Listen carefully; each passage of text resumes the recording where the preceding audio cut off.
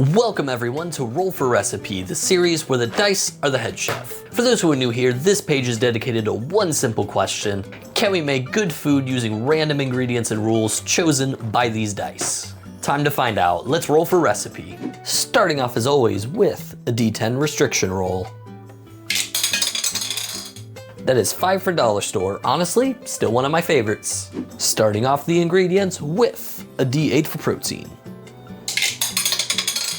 1, that is canned tuna. Canned tuna, admittedly, not the best reputation on this show so far the few times it's rolled, but I am a fan of tuna salad if it's made right, so let's see what else we roll. Next up is D6 for carb.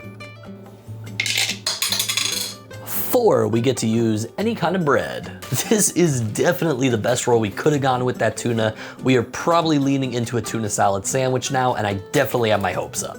For the seasonings, 2 D10, since it's dollar store.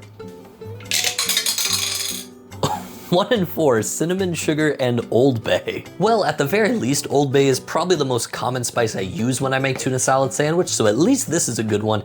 Cinnamon sugar, on the other hand, I really don't know what to think about. To be honest, I'll probably just end up using it on the bread and make kind of like a cinnamon toast as the bread portion. I'm just hoping that works out as well in practice as it does in my head. And now some produce from the dollar store, 2D12. 4 and 6, spinach and green beans. To be perfectly honest, I don't know that I've ever had canned spinach, but I guess I'm gonna try it out today because this is the only spinach they have at the dollar store. As for green beans, I definitely have eaten a lot of these, eating a lot of green bean casserole at Thanksgiving time growing up. As for how these are gonna work on the sandwich that I have planned, I have no idea, but I guess we're gonna find out. Last but not least, the D100 Wild Magic Roll. 69 for hummus. Nice. So hummus, of course, cannot be found at the dollar store. Wild Magic is kind of the one exception to the rule where I can go to another store to get these if I can't find it there. Mostly because I don't think I can find 100 ingredients at the dollar store that fit in the table. Either way, I think we can definitely build a bit of a dressing around this and then toss everything in there to make the tuna salad. For once, I hope I don't roll too high. 2D6 for extra ingredients. I had to say something. 6 plus 5 is 11 ingredients. So this is the one time I kind of wanted to roll low because I'm pretty sure I could make this work with just mayonnaise and lemon juice. But I rolled 11, so I have to somehow fill it all out. So here we go. As I already said, mayo and lemon juice. These 2 ingredients I use in every single tuna salad I ever make. They're probably the 2 best bases to work with. Fun fact, this I had to buy at Publix because the dollar store had this exact brand of lemon juice, but it was expired by 2 months. So yeah, I did not buy that one. For the mix-ins, I had to look up Matthew McConaughey's tuna salad. His went viral some time back and it had a ton of crazy mix-ins in it. I couldn't find some of the more niche stuff like agave syrup and jalapeno chips there, but I was able to find some dill pickles and some corn kernels, so I'm gonna try those out. We'll see how it goes. Finally, these are all just kind of flavor mix-ins that I think should work. We got some mustard, we got some Worcestershire sauce, hot sauce, black pepper, onion powder, garlic powder. I think these all should work pretty well. Last ingredient is the butter. I'm gonna use it to butter the bread, probably cook the spinach and green beans in there. So that's all of our ingredients, and with that, let's get to cooking. All right, first things first, mise en place. I got a cutting board. Really, the only mise en place I think is gonna be the pickles. I just wanna get a few of these diced up real quick. Really, I'm just gonna cut these into like 1/4-inch pieces, just get them nice and finely diced so I can throw them into the tuna salad mix. Also, if you're wondering why I got whole pickles instead of a relish, it's literally just so I could have a mise en place segment. Because I don't know how I'm gonna fill out a video with just mixing things in a bowl. There's one more thing to do though, and that's cook the spinach and green beans. So let's do that.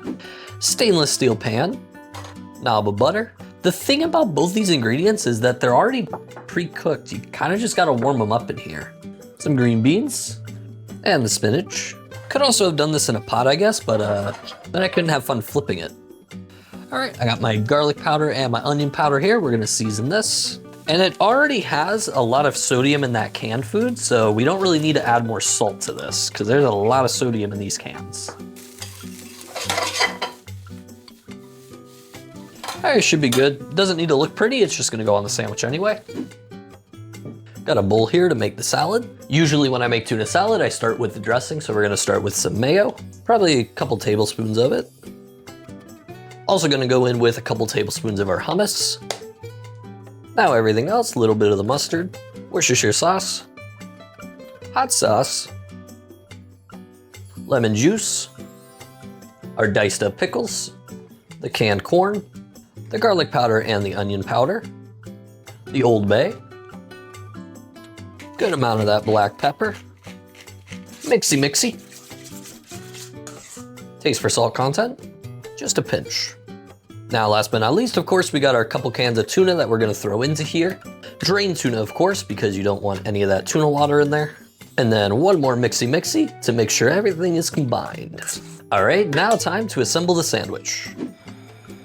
Got our plate, got our freshly toasted bread. Now what I'm gonna do is butter each side of the bread and then add the cinnamon sugar to that to make cinnamon toast. So here we go, that cinnamon sugar. Just gonna sprinkle a little bit on each side to make this toast. I love cinnamon toast. I don't know if it's gonna work so well for this sandwich, but I've been surprised by cinnamon raisin bread in the past, so we'll see. Now just take this mixture, we're gonna put it onto one side. A couple good spoonfuls. And then we're gonna put some of our sauteed greens on top of that. This is the other part that I'm a bit concerned about, how well it's gonna work in here. All right, get this closed up, get our toothpicks in, and get it cut in half. That is a shaky board. And as Adventures in Aardia says, let's get a look at that cross section. And this one actually looks pretty good. I definitely am a little bit concerned with the cinnamon sugar and all the greens in there, but I think that tuna salad at the very least should definitely work pretty well here. So I'm excited for this one. Quick reminder to like and subscribe if you like this video and want to see more. I've eaten a lot of tuna salad sandwiches in my time. This is by far the weirdest, so let's see how it is. Bon appetit.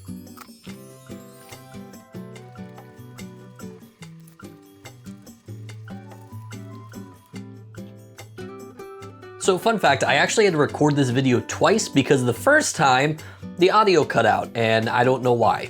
And while I may have been able to get away with it in kind of like the setup portion, definitely this portion, I can't just voice over my lips. I can't lip read that well. So I had to completely redo all this and I knew already how this was gonna taste. The cinnamon sugar is very overpowering in this. It's not like a cinnamon raisin bread, which usually does pretty well. Here it's just completely overpowering everything. The spinach and the green beans I can barely taste at all. The green beans a little bit just because they're in bigger chunks, but the spinach for sure I can't taste anything there. The tuna salad itself though is really good. That is by far the best part of this dish. I was excited to remake it because that means I have some leftovers that I can put on more sandwiches. So yeah, while I like the simplicity of just some mayo, lemon juice, some Old Bay and a tuna salad, I think this actually is really good. I just wish it wasn't so dragged down by the cinnamon sugar. For a scoring and a little bit more of a review, I think that complexity of this, like I said, I like simple tuna salad sandwiches. This one's pretty complex for what it is. Even then though, it's literally mixing stuff in a bowl, so it's not that complicated. It's just more complicated than just using mayo and lemon juice. But it's good enough. I'd say it's almost worth those extra few steps. And as for price, I mean, it's all dollar store ingredients except for the hummus, so it's a pretty low cost recipe. I will say though, because of the cinnamon sugar and the lack of tasting the greens, I probably wouldn't put this as a good like 7+ dish. But I think it's almost right there. It actually is a pretty good sandwich. I'm pretty happy to eat it a second time. So I'm gonna give this one a 6.8 out of 10, and I'm gonna call it cleaning out the pantry because it is the weirdest mix of ingredients you'd find in a pantry. As always, thanks for watching, have a great day, and I'll see you next time.